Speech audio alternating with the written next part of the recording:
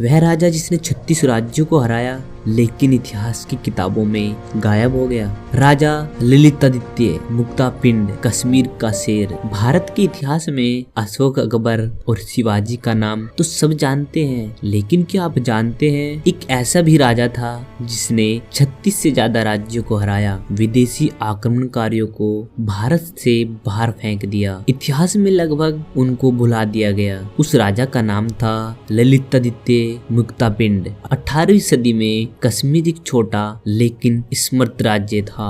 यही जन्म हुआ ललितादित्य का। बचपन से ही रणनीति, युद्ध और राजनीति उसकी रगों में बहती थी। वह सिर्फ राजा नहीं बनना चाहता था, वह भारत को सुरक्षित देखना चाहता था। उस समय अरब सेनाएं भारत की सीमाओं पर हमला कर रही थी। कई राजा डर गए, कुछ झुक गए, लेकिन ललितादित्य नहीं। उसने न सिर्फ अरब सेनाओं को हराया बल्कि उन्हें सिंध और उत्तर भारत से पीछे हटने पर मजबूर कर दिया। इतिहासकार कहते हैं अगर वह न होता तो भारत का नक्शा कुछ और ही होता। ललितादित्य यही नहीं रुका, उसने पंजाब, कन्नौज, मगध, बंगाल, यहाँ तक कि मध्य एशिया तक अपना परचम लहराया।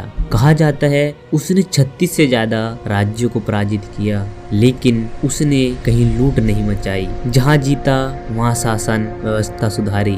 युद्ध के साथ साथ ललितादित्य एक महान निर्माता भी था। उसने कश्मीर में मर्तंड सूर्य मंदिर बनवाया जो आज भी भारत की वास्तुकला का अद्भुत उदाहरण है। यह मंदिर बताता है यह राजा तलवार और संस्कृति दोनों को बराबर समझता था। इतिहास का सबसे बड़ा रहस्य ललितादित्य मृत्यु का कहा जाता है। वह मध्य एशिया की एक यात्रा पर गए और फिर कभी वापस नहीं लौटे। न उसकी लाश मिली, न कोई स्पष्ट उत्तर।